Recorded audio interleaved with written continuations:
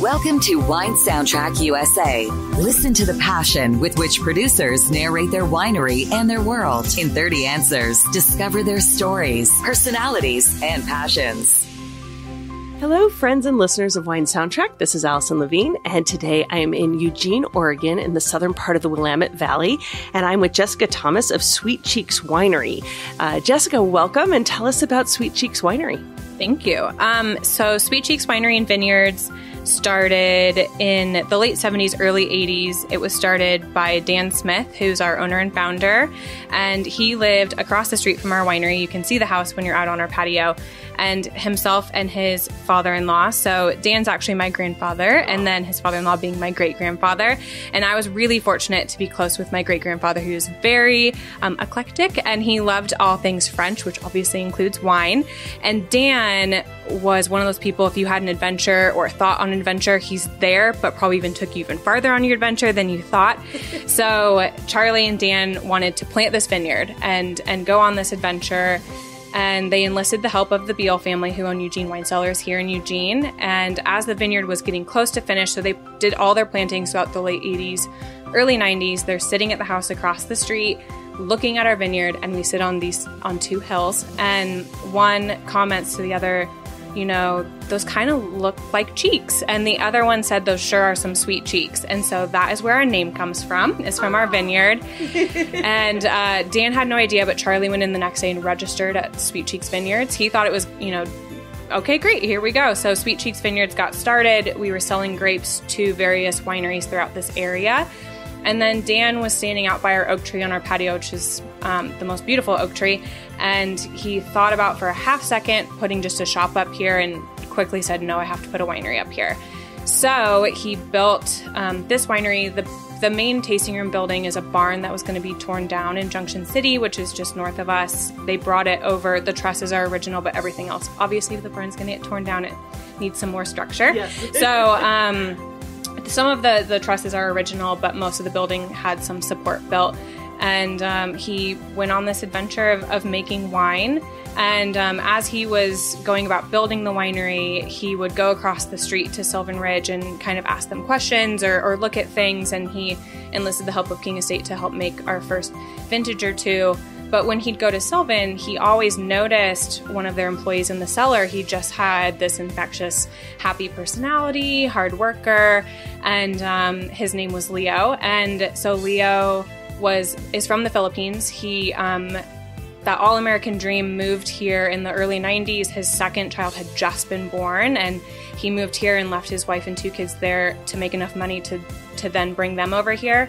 And he actually answered an ad in the paper and for a nighttime bottling crew at Silvan. He didn't even know what wine was, but he had mechanical skills. That sounds great. And so he started there, loved it, and he's worked with great winemakers who are in the organ industry still, and they noticed his interest in it. And so they would tell him, go taste that, come back to me and tell me what this is, and really taught him more than, probably a better education than any school could provide, because it's one-on-one. And Dan always noticed him and said, hey, if I'm going to open this winery up here, do you want to come work for me? And Leo said, absolutely. And so Leo was our first employee we ever hired here, and he was our cellar master, and in 2013 took over as our lead winemaker. Wow. So that's kind of the roundabout of those two, who I really think were a huge part of making Sweet Cheeks what it is. And we opened this tasting room in 2005. We were built to be a 2,500 case production winery, and now we're about 13,000 to 16,000 cases. It depends. So yeah, we grew rapidly, which is fantastic. And Dan and I used to sit out and watch people who are celebrating their anniversaries and their birthdays, and they're getting engaged and things like that. And just to have them celebrate it here and to celebrate with our wine. And we've had people who will say, my brother wanted your wine served at his 50th birthday. It was so important to him. That's amazing to hear that your wine was such a big part of their life. Oh, that's fantastic. How many acres does this property sit on, and how many of those are planted? We have 51 acres total, and 43 are planted. And for all the wine you're producing, you're also purchasing fruit? Correct. So we have mostly Pinot Noir, Pinot Gris on our vineyard. We have a little bit of Chardonnay and a little bit of Riesling. And then we also source from Southern Oregon. The great thing about being the South Willamette is we can grow those Willamette Valley varietals, but then we can also source such as Syrah, Tempranillo, Sauvignon Blanc. We were doing a Gruner. We did a Gruner last year for the first time, and our wine club members bought it within like a month and a half. I think we sold out, and so we're going to up that production this year. Wow. And where are your wines available? So our wines are available obviously we have 2 tasting rooms. We opened Sweet Cheeks on 5th in downtown Eugene in 2016. And so you can go to either of those. We also can ship to most of the US. And then we distribute a very small amount to the Seattle area, the New Orleans area, and parts of Florida. But we also distribute in Oregon. So you can find most of our wines in Oregon. Great. So you were saying that it was your grandfather and your great-grandfather that started this, so you were obviously born sort of into this world. What's your first memory relevant to wine? It's funny because I actually didn't picture myself being in the wine industry necessarily. I wanted to be in high school. I knew I wanted to do something creative, so I actually moved to Los Angeles right after high school and got my degree in visual communications. I wanted to do event planning, and when I missed home and wanted to come back to Oregon, Dan was great and said, why don't you come on at the winery and you can shadow that, learn that world. And it took no time for me to go, actually, this industry is for me. And my earliest memory is my great-grandfather Charlie actually got us each a bottle of Franklin wine that he wrote on the label to open on your 21st birthday, which I unfortunately didn't, but I still have the bottle. I don't think it was stored properly, so I'm really nervous to even open that. But I remember seeing it when I was really little and, looking at that and being excited to have something like that to open. And so you didn't open that wine, but is there a memorable wine that you have opened that sort of was one of those aha moments? And if so, what was it and when was it? Yeah. So like I said, I didn't necessarily think I was going to get into the wine industry. And I actually met my husband here at the winery. We both were working in the tasting room, and he was in the production side. So he worked with Leo, and we've gotten to travel all over the world. He did a harvest in New Zealand, so we've been exposed to some really great wines. But actually, my most memorable wine was at King Estate, and it was in 2012 or 13, I believe. And they had this Pinot Gris that was a really small production, and it was from a specific block that was by their honeybees. Mm-hmm. And it was just, for me, amazing. You could taste like you were right there in the vineyard next to these honeybees. It wasn't an overwhelming, especially because it's a Pinot Gris. Maybe an aged Riesling, you might expect something like that. But for me, that was when I really understood that wine does get so many different aspects from outside sources, such as the sun, the soil, and then to taste that little hint of something from a honeybee was incredible to me. So you were saying that you and your husband have traveled and worked other places. Traveling abroad, where do you, is there a particular region that sort of catches your fancy outside of Oregon? I would love to travel to the Champagne region. We were so close. We went through Paris, but we were on time constraints. I am really huge into bubbles, and I've forced Leo. We now have a sparkling wine program. But I think that the most interesting place for me would be South Africa. I think that would be really interesting to go. But of the places you have been. The places that I have been. Obviously, I think New Zealand was really great. New Zealand, especially because that Sauvignon Blanc, to be able to taste their Sauvignon Blanc and to see the difference in an American Sauvignon Blanc is really interesting to me. And that again comes back to seeing that wine is influenced a lot by various things. And that's something that we really try to teach people too. They'll come in, and sometimes people don't quite understand that each vintage is going to be different, or the weather plays a big key role in that. So I would have to say New Zealand, and I would love to go back and spend even more time there. So if we were to come to your home and go into your cellar, what kind of wines would we find in there? Again, probably mostly sparkling. I worked for Pernod Ricard, and so I worked with Mum Napa and their Kenwood brands, but Mum Napa especially had a really deep place in my heart because I just love sparkling wine. I love the magic of it. I love the process of it. I think it's just a really beautiful craft to be able to do, but I have a lot of special bottles of sparkling wine in my cellar. Anything in particular you opened recently? I was really tempted to. So Iron Horse, their wedding cuvee, made it in the top 100 wines, and I do have a bottle of that. And I was so tempted on the new year to open it, but I'm going to save it. For what? I don't know. But I have a really hard time with that, and I'm sure other people do too. If you only have one bottle left, like but then again, you want to open it when it's going to be drinking really well. So I'm sure soon I will, but you should have learned your lesson from the bottle your great-grandfather gave you. I know, I should have. I would promise I will open it soon. So, do you think there's such thing as a perfect variety? I don't. And, I'm sure some people maybe wish they would. Maybe a marketing person would wish they would, because you would have a varietal that would please everybody.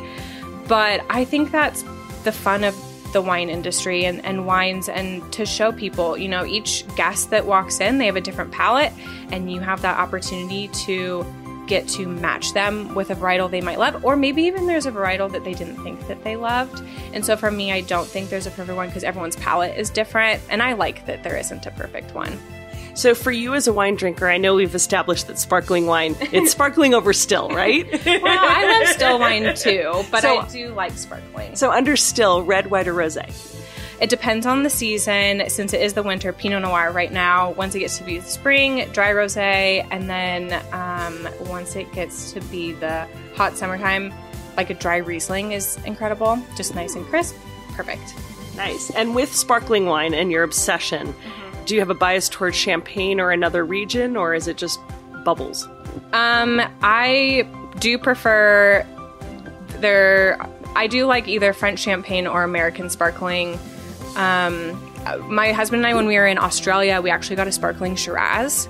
That was really interesting, but I have to say that I do prefer, and it has to be really dry. So we have our latest sparkling wine that came out, we called Trio, and that is for our third generation that was born. So I'm now the second generation, and the year that these grapes were harvested, we have a lot of family who do work here. We are very much family owned and operated, and 3 of our third generation babies were born within 6 weeks of each other, all when the grapes were harvested. So we named the wine Trio, and Leo and I are really hands-on with that program. And when we were testing it, it came time to decide on the dosage, and I was like, just leave it as is. So it definitely didn't get any dosage, and that's what I really prefer, is that really, really dry.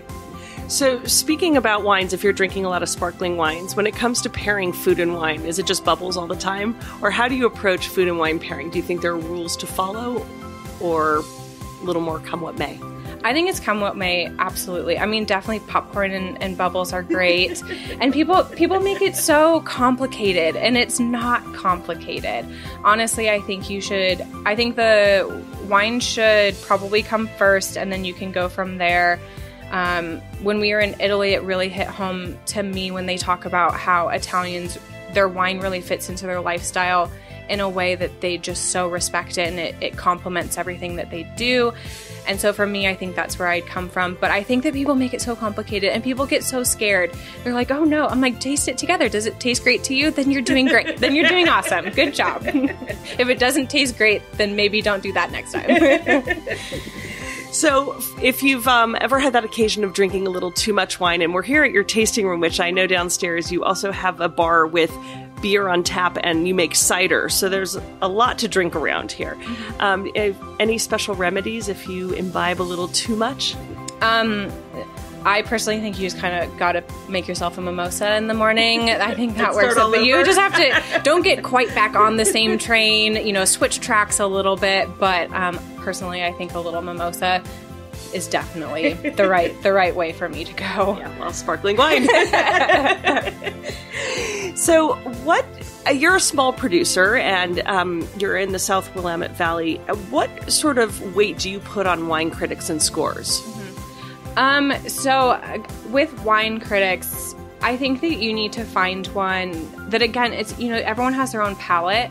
And I really think they do try to understand the region. And the Willamette Valley really is, in my mind, still new-ish.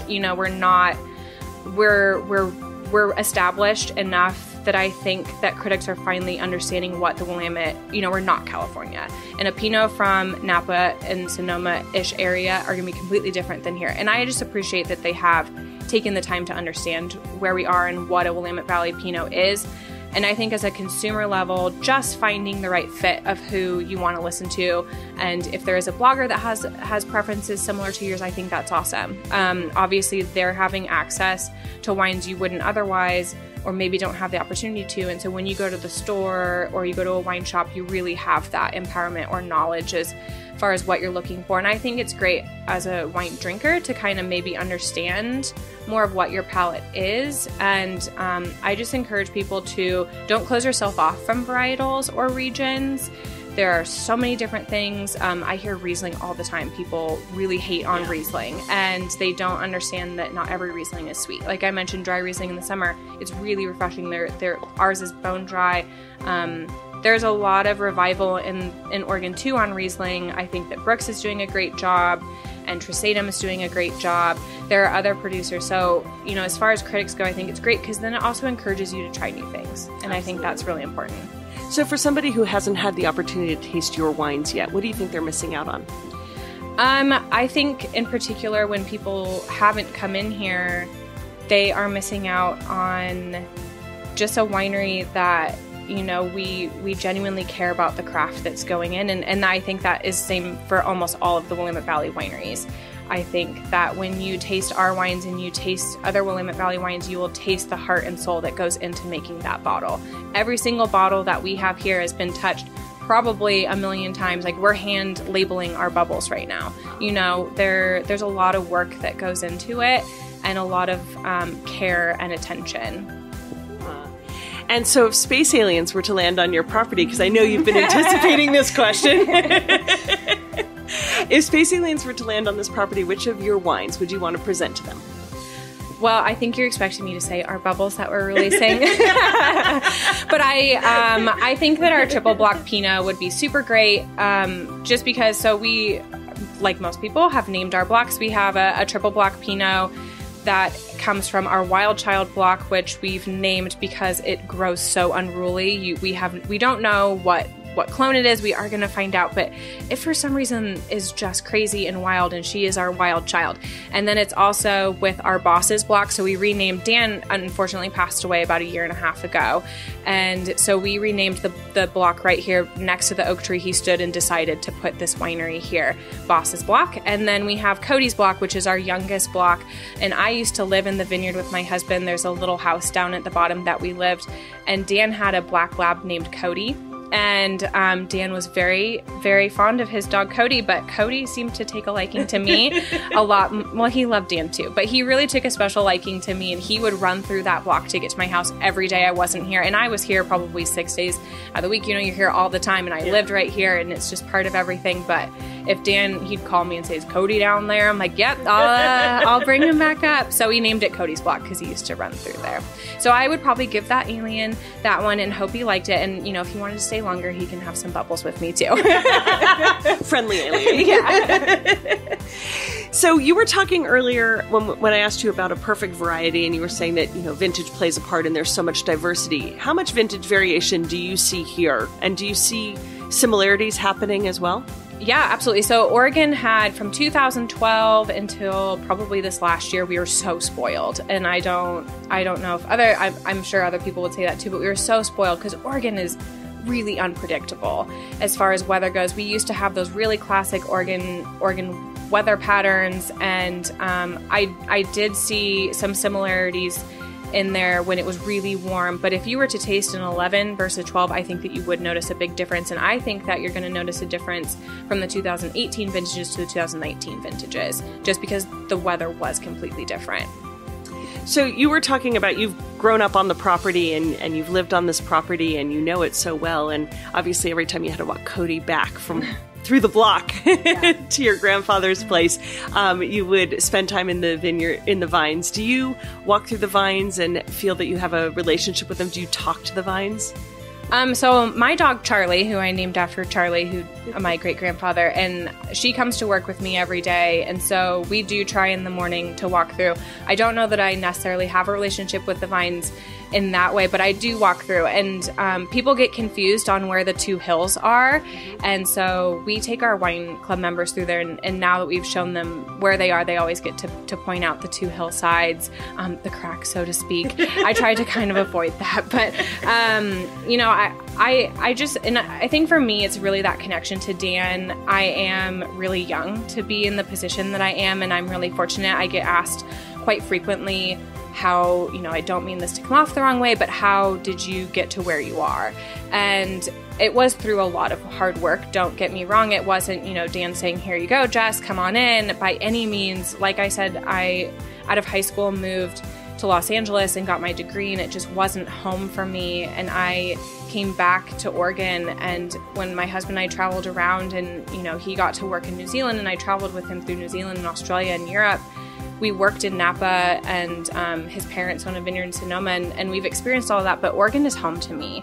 And when I look out at our valley and the people who come and experience our tasting room and sit and overlook it, I just feel such a connection to Charlie and Dan, and I just feel so thankful for everything that we have. And I hear all the time, oh, you work at Sweet Cheeks Winery, how lucky, it's so beautiful. And I look out of my office, and I am so lucky to be here. And I'm really fortunate that I feel like I still get to meet or see or hear our Oregon pioneers, so to speak. I think the word pioneer is not the right word because it makes them feel like they're ancient, and they're not.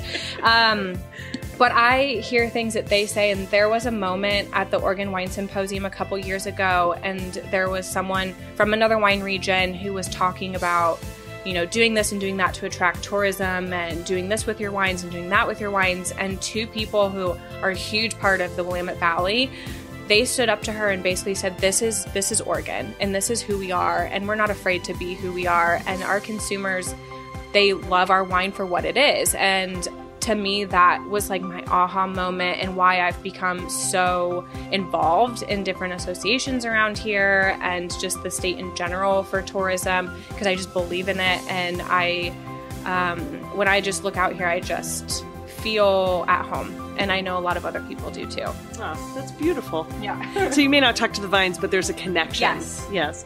So have you, as a family winery, I don't know, were there any sort of traditions or any good luck rituals that Dan or Charlie had set up, or that you've instituted, that you guys do at the beginning of harvest every year? Yeah. So you're going to be so shocked to hear this, we open bottle. Yeah.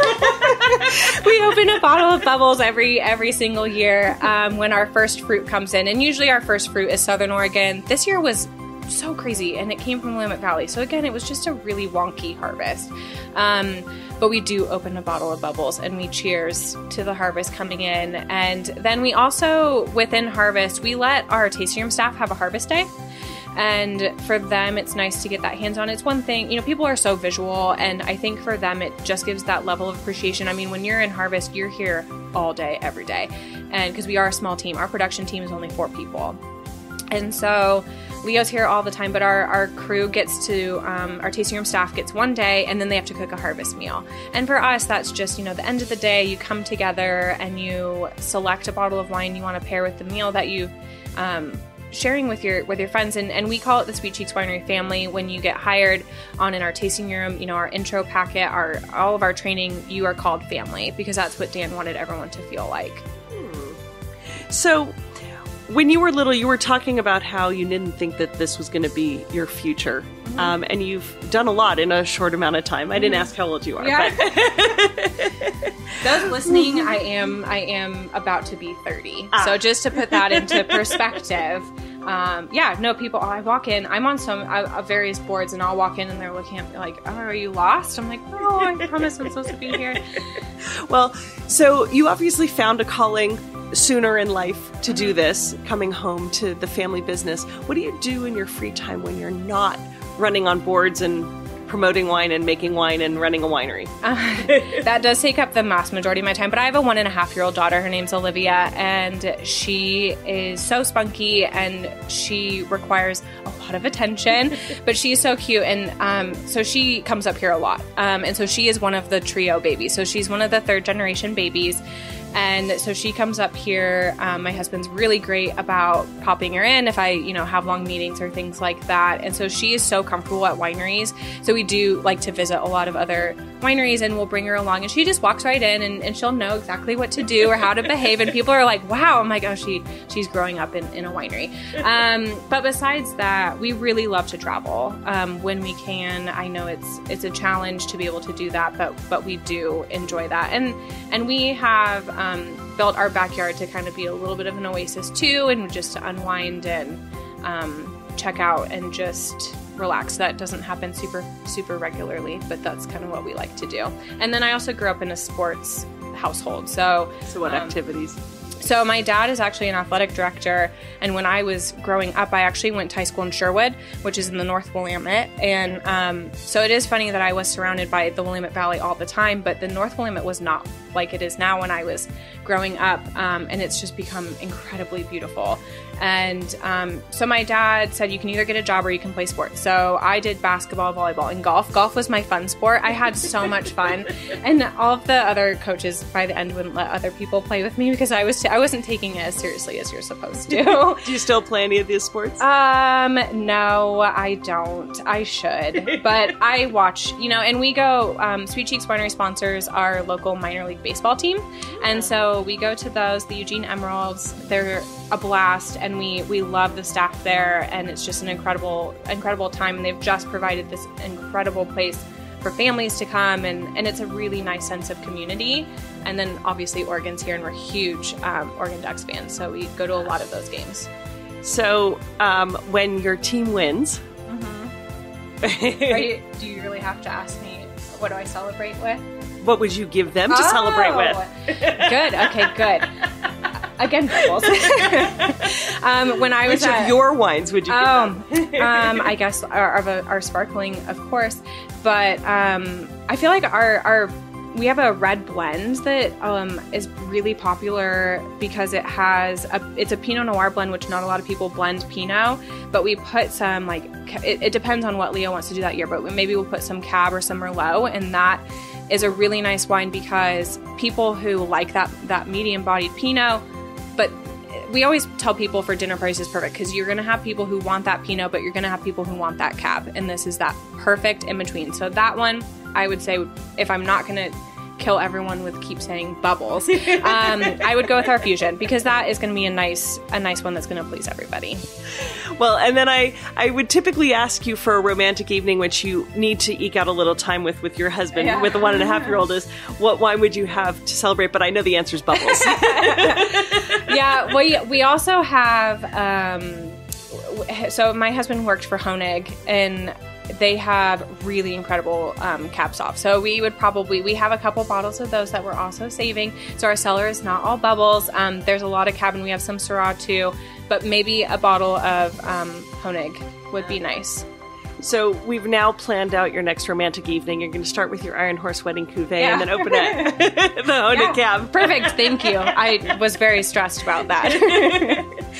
So, a lot of people get advice over the years, and some of it is by action and some of it is by words. Is there some advice that you were given at some point that you've carried through life, and what was it, and who gave it to you? I definitely always live by what's meant to be will always find a way, I think is always my thing. I don't try to get stressed. There's always a solution. But again, to go back to that moment at the symposium, and one of those people was David Adelsheim, and to see him stand up and to be so passionate about what he was saying, I mean, that really, truly moved me, and just is something that I want to make sure gets passed on to other generations coming up in the Willamette Valley. We don't want to be Napa. We don't want to be Sonoma. We're the Willamette Valley. And I think that, to me, was something I will never forget, to see him do that and to stand up. And, he had other people too, but to see him do that. And then we are... I've met him through other boards, and he has been so great and a huge just advocate for that sense of community again. And so I think that moment is something that I will want to carry on. I know that there are corporate-owned wineries. There's not always family-owned. There's different things that can go about how a winery operates. And to me, that just instilled what we do here as far as that family, but just loving where you are and what you're providing for people. And then the Willamette Valley Winery Association put together that video when we won Wine Region of the Year. And that video, I think, is timeless. And when they say, now we're putting what's in the bottle, and all the people that they had on that, I think, are something that hopefully we show all of our staff when they come on. We show that video because we are the Willamette Valley, and that was a moment I just will always refer back to. So when you're kind of answering some of this, but when you look back so far at your short career with a long ahead of you, what would you say is one of your proudest achievements to date? I would say, so I'm actually planning a few things that are in the works, and one of them, I don't even know why it hasn't happened, but I'm working on something called the Eugene Wine and Dine Week, and I've gotten just an incredible response. I have companies here who are so excited, and Eugene is crazy to me that for so long restaurants operate separately than wineries and breweries and distilleries. We're all trying to achieve the same thing, but we're all doing it against like a headwind when we could just work together.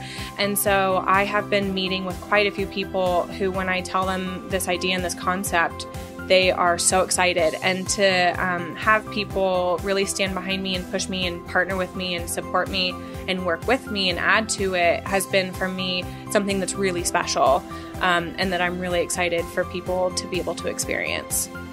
I like that you're proud of something that you're in the process of working on. Mm-hmm. So I hope you achieve it. I do too, because I want it to continue. So complete the sentence for me. A table without wine is like? I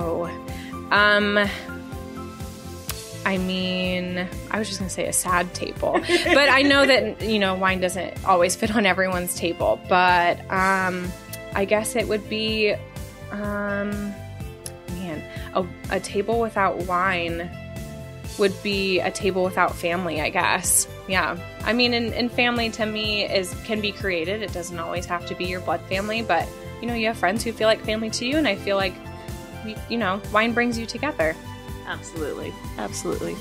So imagine this scenario that you're sitting at a table and the paparazzi are very excited seeing that you're sitting at a table with someone drinking your wine. Mm-hmm. Who would you want that one person to be with a bottle of Sweet Cheeks Winery wine? Yeah. So Kristen Bell, actually, she posts a lot, and I'm sure you guys have heard that a lot in the Eugene area.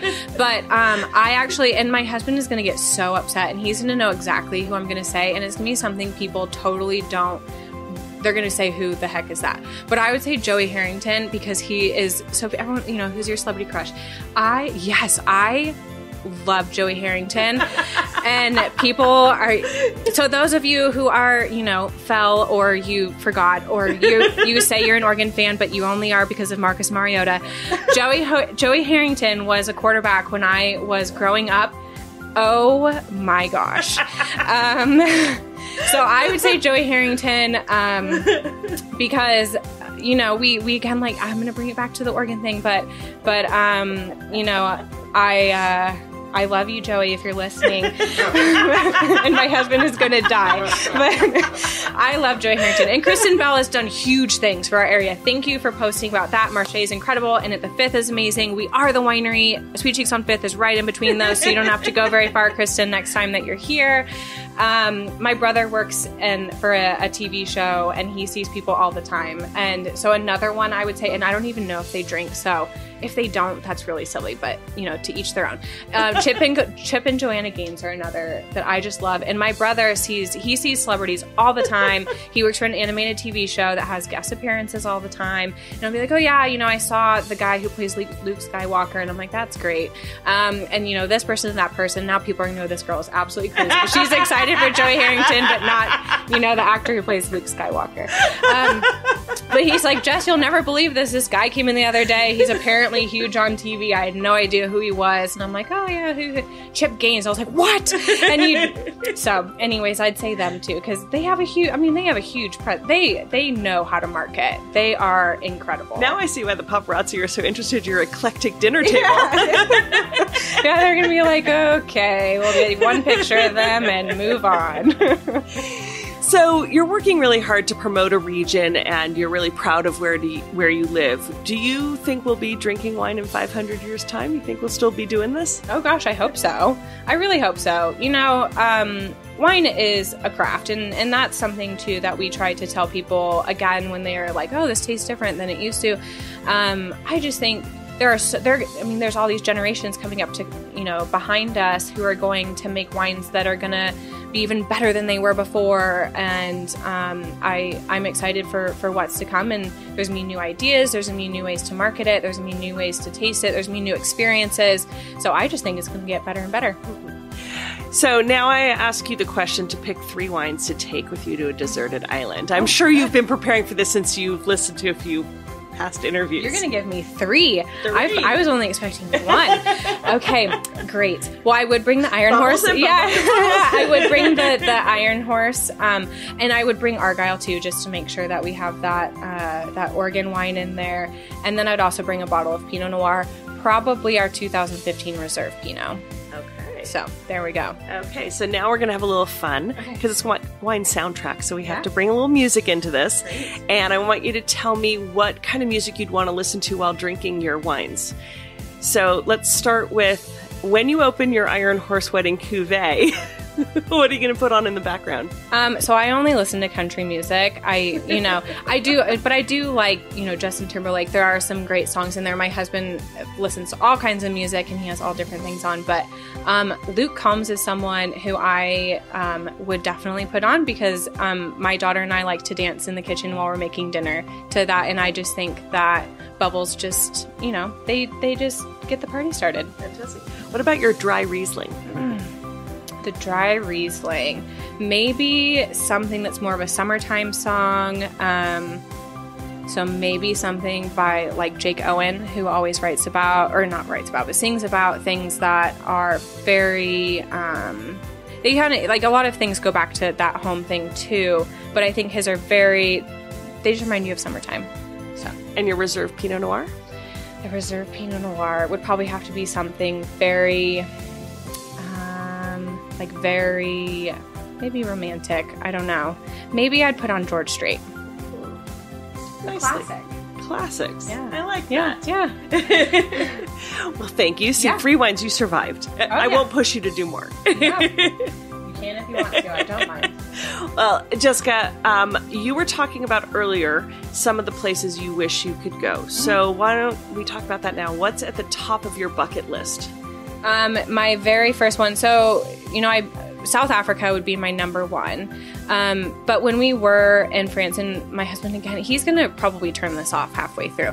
But when we were in Paris, I had booked for us to go out to Champagne. And again, it was the beginning of our trip. We were really, really young, and we had hardly any money at all. And he just was like, I think that we need to just stay around here because there's a bunch of other expenses that are going to come with that. So I was really upset. He promised me he's going to take it back. So here we are where I would like to go back to the Champagne region of France for sure. I don't think I got to see enough of France, but South Africa is number 1. So South Africa and then Champagne. Mm-hmm. Fantastic. Well, while you're planning your trip, how can people plan their trip here? How can they find you and your wines? So you can visit our website.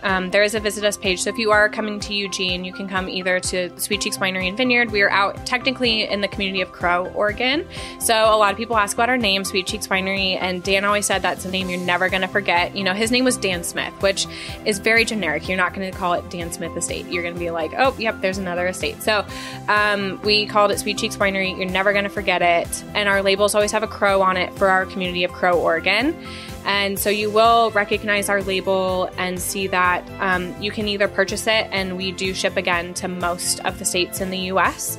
And we do that all by hand. So Grace is out there. She hand packs all of the wine. So if you order online, we will pack it here. And you can also find it in stores. most all like the Safeways, Albertsons throughout the state of Oregon. And then again, very small shops outside Seattle, New Orleans, and parts of Florida. And if people come here, do they need an appointment? No, you don't. If Sweet Cheeks on 5th is a very small, intimate space. So if you are a group larger than 8, we do ask that you just give us a heads up. We would love to see all group sizes.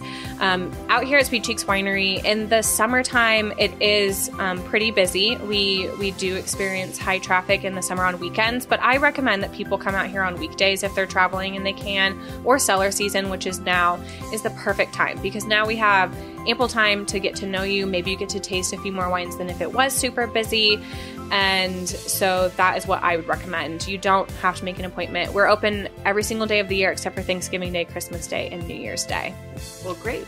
Well, I hope people will start planning their trips out to Sweet Cheeks Winery in Crow in Eugene, Oregon. Yep. An easy flight. Yep. Thank you for joining us on Wine Soundtrack. Oh my gosh, my pleasure. It was great to talk with you about bubbles and all things wine. It was great. Absolutely. You can never get tired of talking about bubbles. No, not at all. All right. Cheers. Thanks for listening to a new episode of Wine Soundtrack USA. For details and updates, visit our website, winesoundtrack.com.